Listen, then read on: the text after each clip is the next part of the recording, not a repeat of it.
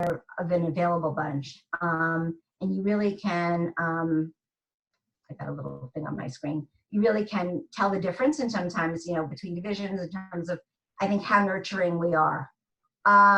We are today, you know, the format's going to be a little different. Stu's going to go over much more of the nuts and bolts of the division. We have made some changes in the last years. We had at one point 7 distinct tracks, but it was too overwhelming. And so we've changed that. There'll be 3 tracks, and Stu will talk about them. One focused on global health, one on maternal child health, and one community health science and methods, essentially. And that's not the exact title, but and that I think will make it easier for everybody to navigate through the division. Should I open for questions now, Stu, or should you just go right to you and more general details? I think I'll go ahead and jump in now, and then okay. we'll kind of take questions as we go. Okay. And thank you for that intro, Dr. Handler. My name is Stu Robinson. You have all gotten already several emails from me, at least. I am the Assistant Director of Academic Services for the division, so much of the advising activity, the class scheduling, degree certification, all those kinds of things tend to run through my office. So in many ways, I'll be a primary point of contact for you here in the division. I'm going to give a little bit of our format for the session today. After I run through things in terms of the kind of outline of what we're going to talk about, I'm going to do an overall view of the curriculum and kind of where we go here as far as the matriculation process is concerned. You'll have an opportunity to ask questions as we go through that. From there, we're going to move into breakout sessions. And I am hoping that the breakout sessions will go nice and smoothly as I transition everyone into them and between them. You'll have about 10 to 12 minutes or so in individual breakout rooms, and each breakout room is going to be focused on one specific topic. We have a maternal and child health and other research centers breakout room. We have a global health breakout room.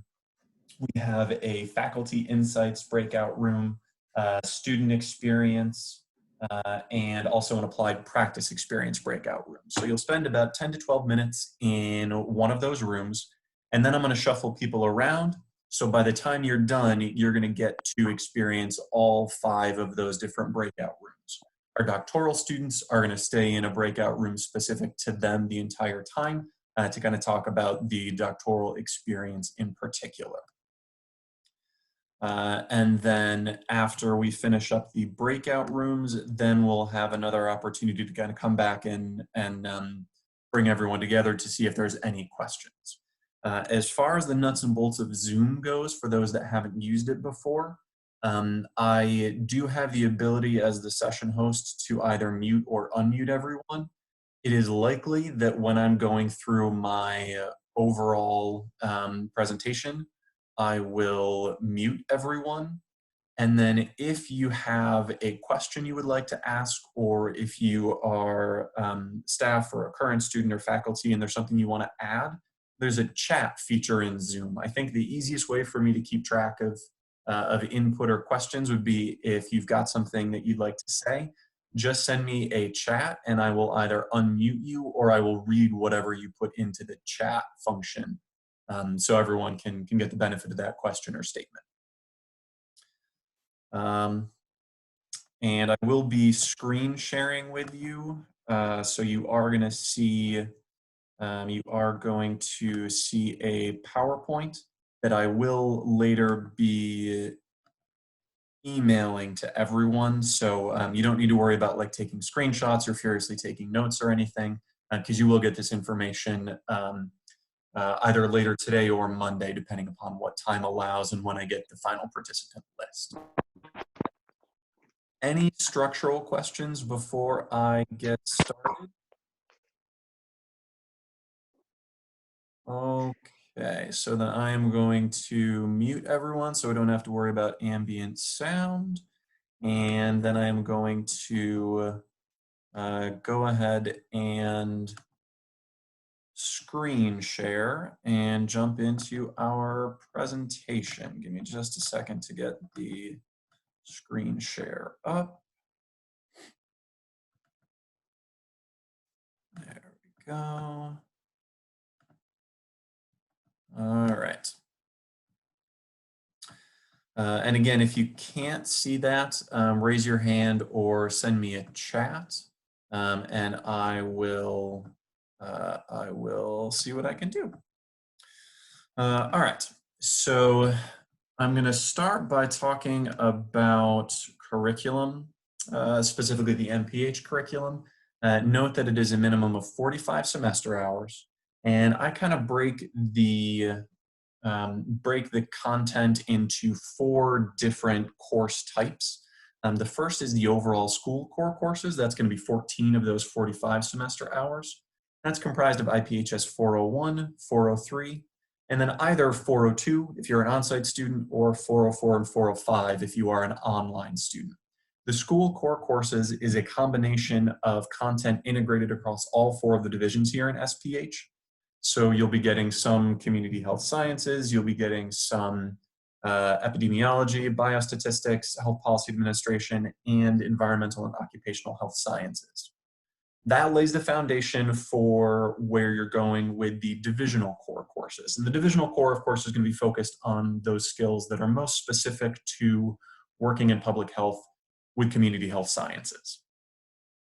The 3 required divisional core courses are 421, 422, and 423. And then there is a selective course to address policy competencies.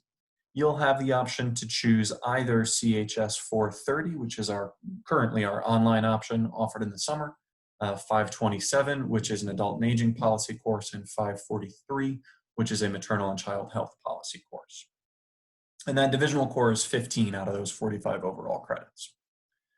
You'll also have the school experiential core. That is going to be the interprofessional education requirement, the applied practice experience, and the integrative learning experience. The interprofessional education can be done a couple different ways. There's an online format and an on-site format. Most students that are on-site complete interprofessional education through participating in Immersion Day, which is an opportunity in April each year for all the different health sciences colleges to get together and discuss a specific health issue and how their area of health addresses that issue. The applied practice experience, which again we'll have a breakout room on. The brief version of the applied practice experience is that it is an internship that you'll have an opportunity to do. Most students do it about halfway through their curriculum. That's kind of your primary opportunity to explore the beginning of applying what you're learning in your core and divisional coursework to the real world environment. And then your integrative learning experience is going to come during your final semester. That's a project that lets you tie in all of the knowledge that you have developed over all of your courses, the competencies that you have built, and kind of pull them together in a project that is specific to your interests and your future practice in public health. Some students build their integrative learning experience kind of on top of their applied practice experience to further deepen that connection. Others use the integrative learning experience as a way to build off, say, a research project that they're doing in a lab where they have a research assistantship. Other students will use the integrative learning experience as a way to kind of do a hypothetical for something that they haven't gotten to explore yet. And then the remainder of your 45 or more credits, depending upon your concentration, will come through your concentration and electives. And as Dr. Handler mentioned, we've just kind of streamlined our concentrations. So now our primary concentrations are community health science practice and methods, global health, which again, there's a breakout room to get some detailed information on later, maternal and child health, and maternal and child health epidemiology, which again has a breakout room where you can get some information a little bit later in this session. The concentration in electives have a combination of specific required courses or elective options. The community health science practice and methods, I'll briefly mention that one because that's kind of the amalgamation of our prior concentrations. Any CHS elective course would count toward the community health science practice and methods. So if you have a specific interest in, let's say, an adult and aging population, and you are curious how to do research with that population and also create interventions, you could choose our adult and aging course with one of our appropriate research methods courses, say one of our survey research methods courses or our qualitative research course, and then one of our community health interventions based courses. So you can kind of piece together the curriculum that makes the most sense for you. Now, I do have a couple of questions I'm going to take a second to answer from the chat. One was, does the spacebar to unmute work in this Zoom setting? It will eventually. Right now, I have Zoom set so everyone is on mute until I do a collective unmute. Once I do that, you'll be able to use spacebar to unmute yourself if you need to. And then the other question, are the online core courses reserved only for the online cohort? Excellent question. The online course, and I'll use this as an option to kind of talk in a little bit more detail about online and on-site. The online program doesn't prevent you from taking on-site courses. And being in the on-site program does not prevent you from taking online courses, but students that are in online have preference for seating in online courses. And then students who are on-site students have preference for seating in on-site courses. So if you are an online student, it's a guarantee that you're going to be able to get a seat in the online section of CHS 422 when that semester happens. We're not going to let an on-site classified student take a seat away from an online classified student in that case. But if you are an on-site student and there are seats available in an online class, and that online class is a good fit for you, either because it, the alternative doesn't fit around your work schedule, or it's an elective of specific interest, you're certainly welcome to take advantage of any open seats in that online section. I also got another question, if you can select more than one track. You can do a bit of a combination. It is possible to select both global health and MCH, or global health and MCH EPI. You could choose to combine the community health science practice and methods and global health as a combined option. And that's new enough that I'm honestly not sure how that will show on a transcript, but that'll be figured out by the time you guys are wrapping up in 1.5 or 2 years or more. I will mention there are also some interdepartmental concentrations that I haven't included here. The interdepartmental concentrations are combinations of coursework both in SPH and outside. Those wouldn't take the place of the concentration or electives I have listed here, but they are an option to select. If you take a look at the graduate catalog at some of the interdepartmental concentrations and you're interested in those, you can talk to me privately or send me an email and I can give you some more specific detail on that. All right, I'm going to jump into PhD curriculum next so we can stay on time to start our breakouts at about 12:30 or 12:35. The PhD curriculum, again, has 4 categories that I would describe. One is the school core courses. For students who do not previously have an earned MPH, there's sort of an MPH foundational class to take. And then there's a minimum of 32 hours of dissertation research. The divisional core includes 550, 551, and 552. That focuses on foundational and new theories in community health science research, and then the practice and process for developing research questions and conducting research in community health science. There is CHS 594. That's going to have a course number change, but that's a laboratory that doctoral students are registered for every semester as a way to kind of fill in the gaps and create community with other doctoral students that are at the same stage in the degree. And then there's also 2 additional 1 credit or more seminars that you would be taking.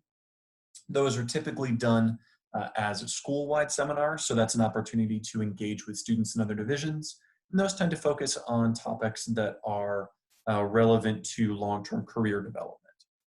You'll also need to take at least 3 advanced analytic and research methods courses, and we give you a list of pre-selected classes you can choose from for that. And then concentration and electives. The concentration is pretty darn flexible. It can be pretty much anything that you're able to pull enough courses together to justify calling it a concentration. So there's a lot of flexibility there, and you and your advisor would kind of discuss what makes the most sense for you. And if you don't have an MPH or your MPH was significantly different than expected, there may be some compensatory courses, some baseline epidemiology or biostatistics, those kinds of things. If you do have a prior earned master's that is sufficiently similar to public health, then of those 46 or more credits of concentration and electives at the PhD level, 32 of those, possibly less in some strange situations, but usually 32 are awarded based on a prior master's degree. That's a process that I take care of with all of our admitted students. I'll talk to you about that in the fall once we kind of get started with things. All right, I'm not seeing any additional questions, so I'm going to keep moving. I want to talk about funding your education.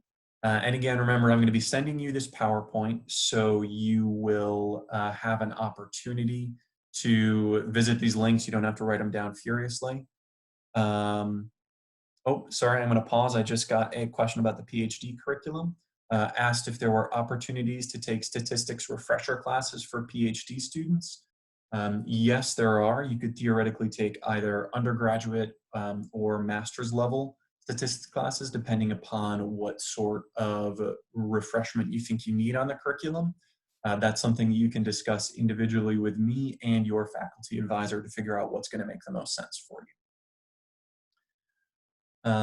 Okay, so as far as funding is concerned, the funding comes through a couple different resources. The primary one is, of course, the Office of Student Financial Aid. There is a staff member in financial aid who's assigned specifically to SPH students. So you'll be able to find their contact information and email them directly whenever you have questions that come up. That is exclusively going to be federal student aid, and it does require that a FAFSA be on file. So if you haven't filed a FAFSA and designated it to be received by UIC, you'll want to make sure you do that if you are hoping to take advantage of any federal student aid. Just as an FYI, compared to undergraduate student aid, at the graduate level, federal student aid tends to be much more loan-based than grant-based, and the loan terms tend to be a little bit less student-friendly. The second stream that's worth mentioning is scholarships and external fellowships. We have a website that's specific to internal scholarships. Those often, but not always, require that a FAFSA be on file. I welcome anyone that's looking for financial help for this coming year to take a look at that website. But I do want to say that at this point, most of the funding there is already likely to have been dispersed or spoken for, because much of what you'll find on the Office of Scholarships is for continuing students. So obviously it's a very good resource to keep in mind for next year, but it's worth taking a look at to see if there's any funds that are still available at the sort of UIC institutional level. The Office of External Fellowships focuses on helping students find external funding opportunities. Most of those function on the sort of large-scale things that you've probably already heard about, things like road scholarships or those kind of big-ticket things. But there are some other more specialized options as well that you can get some assistance in seeking out those fellowships. If you happen to have an external scholarship or an external payer, if you're working for a company that is going to be reimbursing you for tuition or paying tuition on your behalf, you want to make sure you communicate with the Office of Student Financial Aid to make sure that whatever disbursements there are going into your account correctly. And that may adjust your federal financial aid package as well. So make sure you keep that in mind and communicate with the Office of Student Financial Aid if you have one of those things working for you. The third funding stream is assistantships. And almost all doctoral students and a decent chunk of our master's students use assistantships to fund their education. Those could be an RA position, a research assistantship, a teaching assistantship, or a general assistantship. A research assistantship is far and away most common for our master's students. Research is slightly more common, but pretty close to 50-50 with teaching assistantships for our doctoral students. And then general assistantships are relatively rare for SPH students, but if you get one, it'll function the same way in terms of the financial benefits. Assistantships will often, but not always, include a tuition waiver. Typically, if an opportunity does not include a tuition waiver, it'll be called graduate hourly instead. But if you see an assistantship posted somewhere, you will want to check to make sure a tuition waiver is included. The tuition waiver that is associated with an assistantship covers the base rate tuition, but not the differential, and it covers about 2/3 of the fees. I say about 2/3 because the amount changes from year to year depending upon how the dollar amounts for campus care health insurance work out. The best way to find assistantships for SPH students that are directly relevant to SPH topics is through the SPH Views listserv. You'll be getting an additional admissions and registration material email in about a week or so. That will have specific instructions on how to get yourself added to the SPH Views listserv. When SPH faculty or lab managers have opportunities they want to post widely, SPH Views is usually the avenue they take. So the sooner you can get on SPH Views to look for opportunities, the better. But I do want to give the caveat that at least with CHS, it's not uncommon for RA positions to not post until after the fall semester has already started, because the grants that fund some CHS faculty don't award until late September, early October. So faculty aren't going to know until after that time what assistantships or how many assistantships they have available to offer.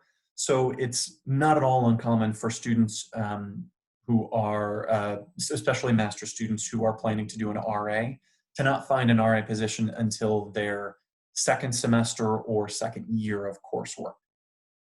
If you happen to find an assistantship through another campus unit, if your background means you'd be an excellent candidate to be a teaching assistant in the Department of Biological Sciences, for example, that's great. You can get that assistantship and the tuition benefit will still apply to your SPH tuition, and you'll still get an associated stipend the same way as you would for an assistantship that's directly affiliated with SPH. If you are looking for those external assistantships, the recommended locations would be the University Job website, because a number of departments consider their assistantships to be jobs. They just happen to pay through tuition waiver and stipend instead of standard salary. Or if you have expertise in a specific area, check out the departmental website. The other option to look for assistantships is going to be word of mouth. If you already know faculty or staff or second semester students here in the department, let them know that you're looking for opportunities and ask them to either pass your name along if your skill set is appropriate to someone they hear is posting something, or to let them or ask them to let you know if they see something that could be a good fit for you. So I recommend students use all of those different ways to seek assistantships. Getting a question in the chat function. Do you anticipate the COVID crisis to affect the amount of funding available for TA and RA positions? Well, I don't have a great answer for that, honestly. I suspect that in terms of RA positions, you are likely to find that depending upon the specific topic that's being researched, there may be some funding that dries up once current grant funding cycles have kind of run through. There's also likely to be some additional funding that's going to be devoted, depending upon, again, what the topic is that is being addressed by the research lab that might be seeking funding.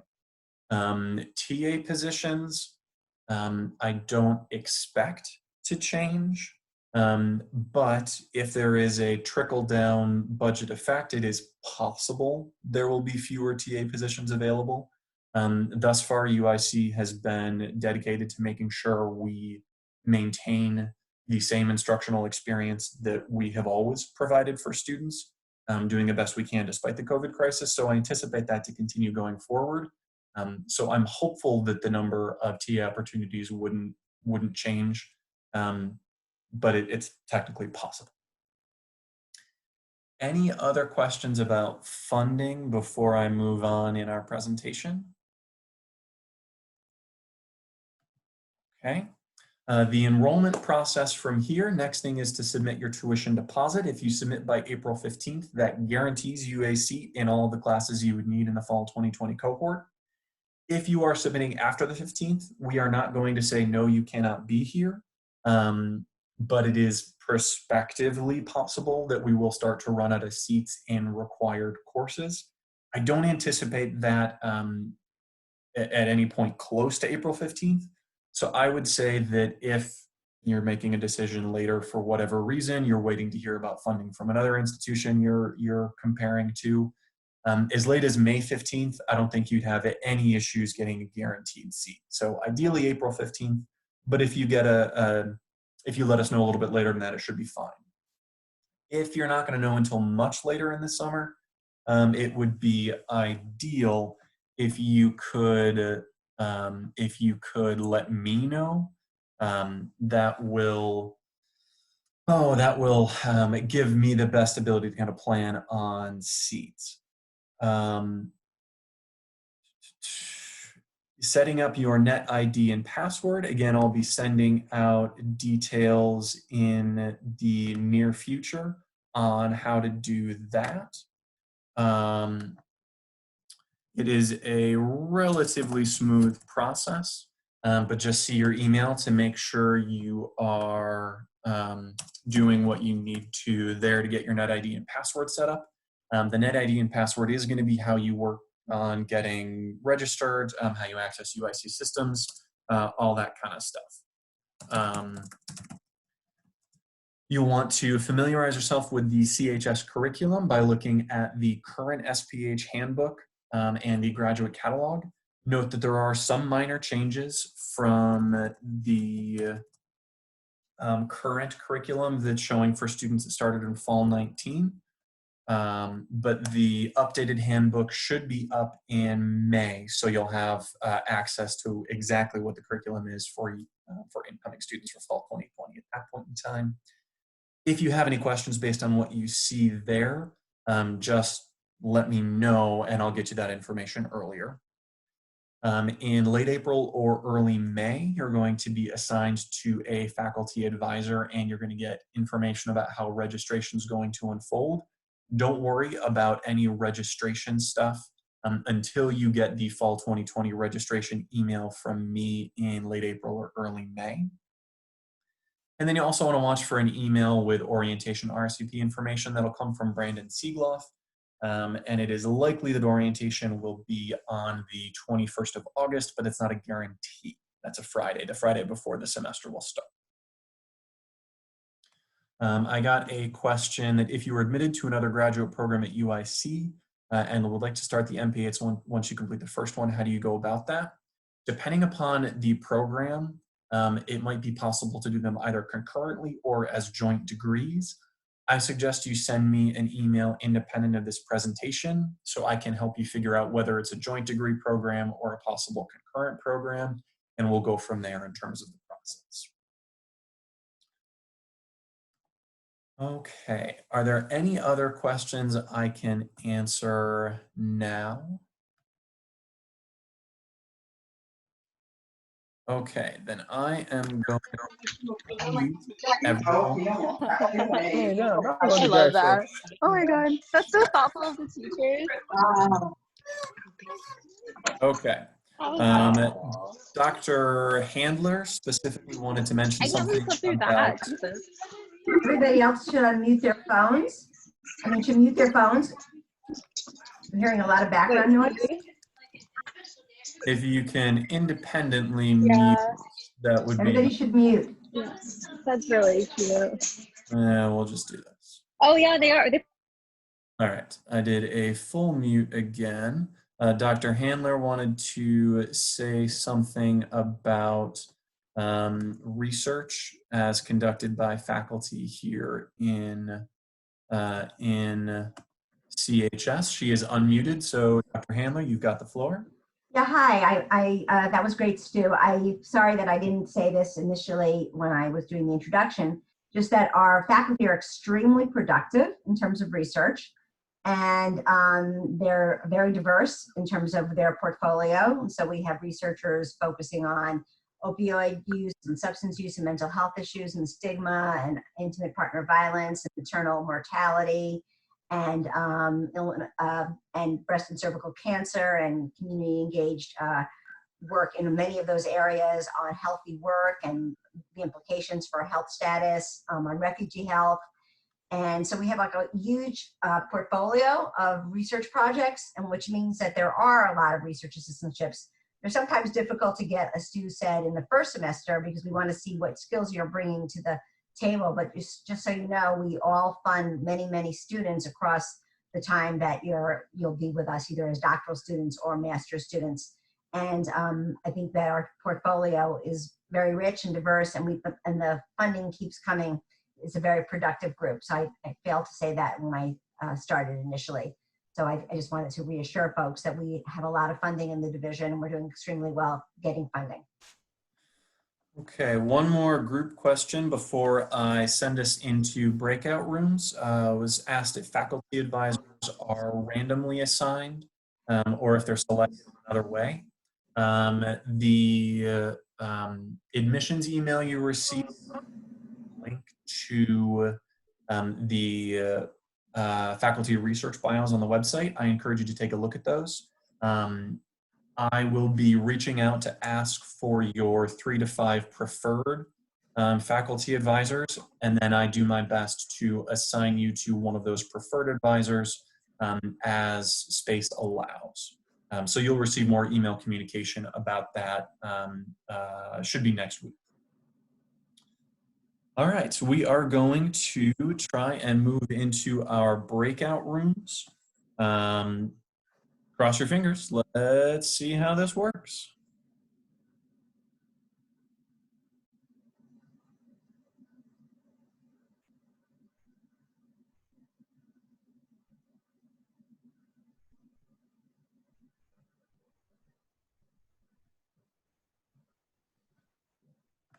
Is everybody in breakouts except us 3?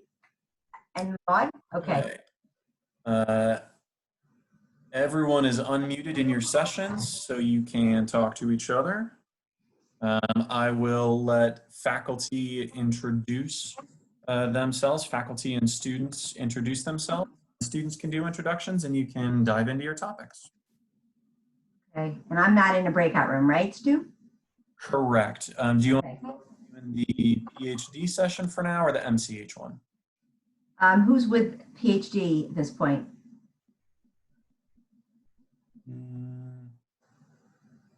Uchechi.